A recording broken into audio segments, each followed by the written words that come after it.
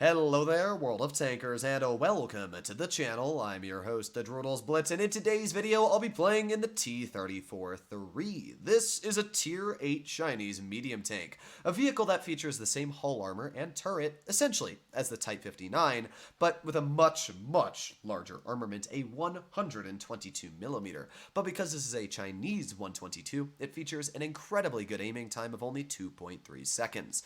It also has ridiculously good pen at 300mm on the premium. I really like the 34-3. It's a super fun tank, and I was surprised to see it incredibly cheap for sale today at 5,000 gold in the store.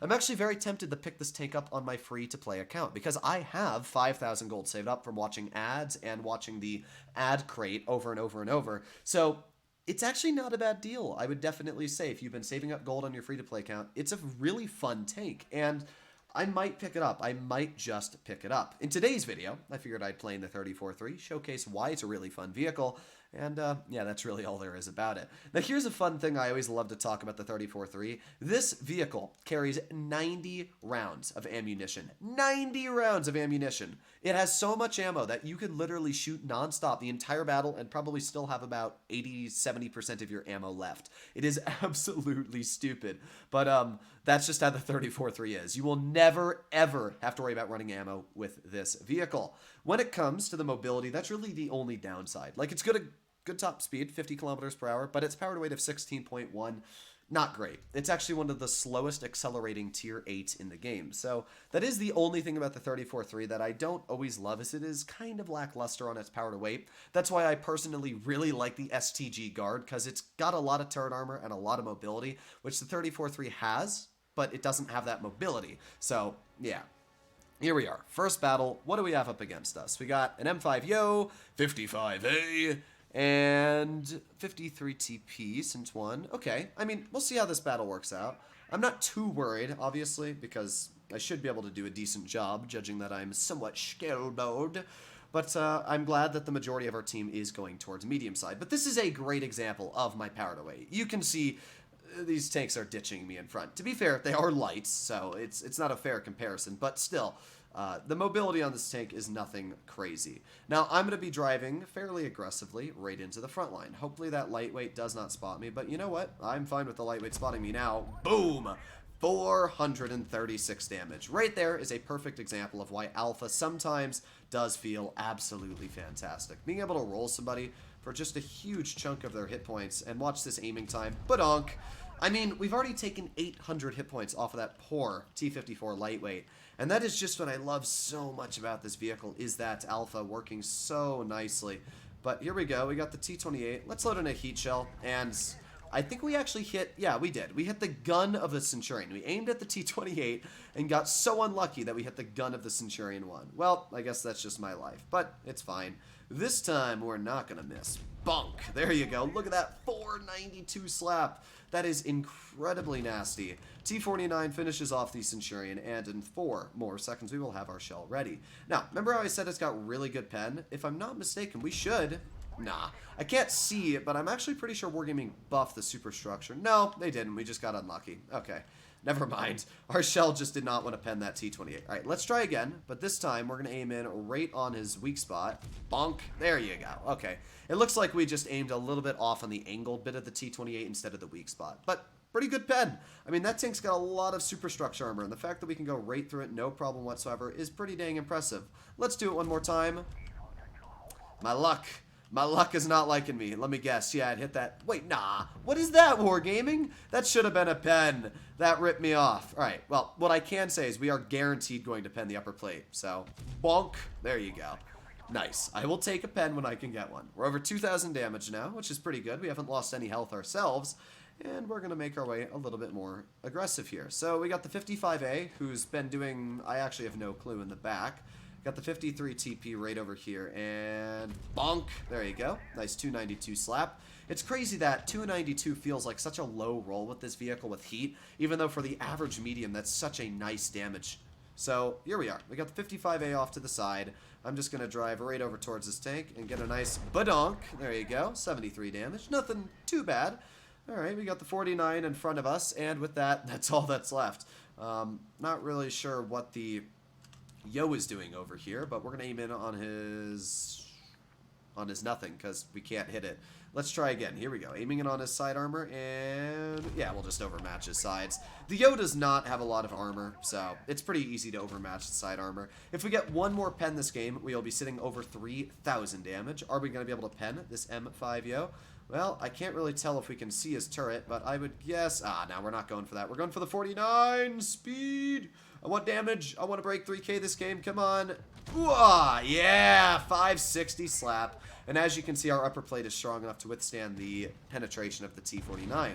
So there you have it. Pretty good first battle, I would definitely say, when it comes to the T-34-3. We were not only able to showcase its great penetration, but the fact that its alpha just feels so dang nice. This is why I've always liked this vehicle. It's a tank that ever since it came into the game, I not only think looks like one of the nicest vehicles, but it just plays really well. I mean, you gotta agree, this is one of the nicest looking tanks in Tier 8. It's one of the reasons why I really just want to spend my gold on it. So I'm not sure if I'm going to end up spending my gold on my free-to-play account, because right now I've got like 4,950 gold. But obviously after tonight, watching my 50 gold of ads, I'll have enough for this vehicle. But I also have 1,000 or 2,000 gold worth in gold boosters, which is meaning that I have just about 7,000 gold worth, which is enough to get 7,500. 7,500 right now is enough to get like an Emil 1951. So I'm actually kind of stuck at a standstill here. I could get the Emil 1951, or I could get like a 34-3. And even though I know the Emil 1951 is a better tank, I think I would enjoy this vehicle more, and I would still have 2,000 gold left over. So I don't really know. It's honestly a really, really tricky decision. Let me know what you guys think I should do in the comments, but I might just do this tank.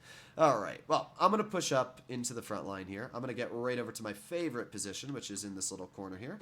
You'll notice on flat ground, the mobility is actually pretty good.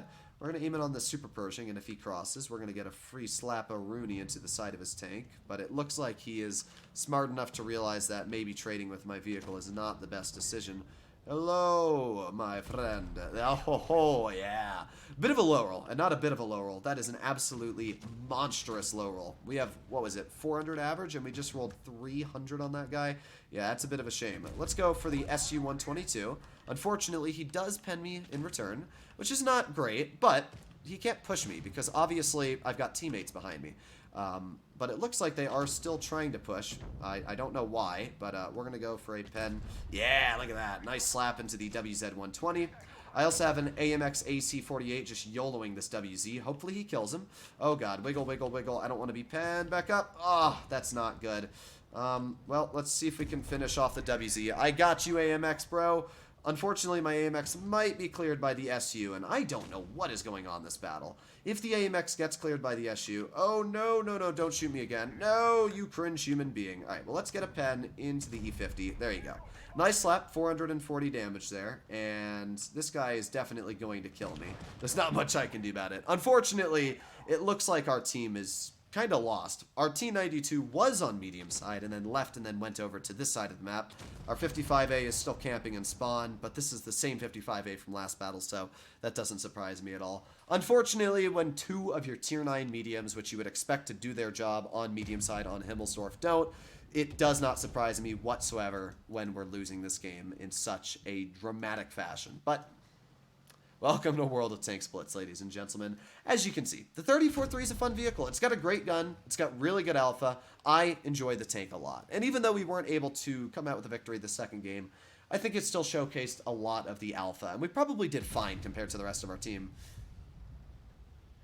Oh man, watching that bounce was very sad, to say none the least. Honestly, we still could have won this if our team worked well together here.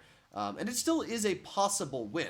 This 92E1 is the only player that can make it a win, but the chances of this happening are, like, negative. Bonk, there you go. At least he does get one penetration in.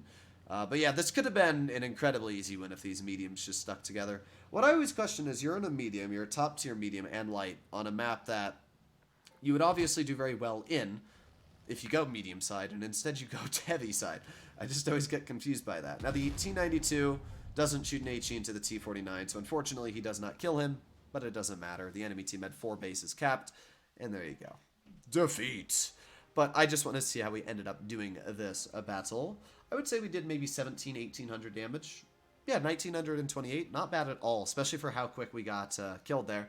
And we were able to do top on the team. Honestly, I didn't want to do top on the team because it would have made it look like at least my team did something, but yeah, that's a bit unfortunate. Either way, the 34-3 is great. It's got a great gun, great penetration, and I really like it. I'm tempted to buy this tank, as I said. Let me know what you guys think about it in the comments down below, but hopefully you enjoyed today's video. I'll see you in the next one. Bye-bye.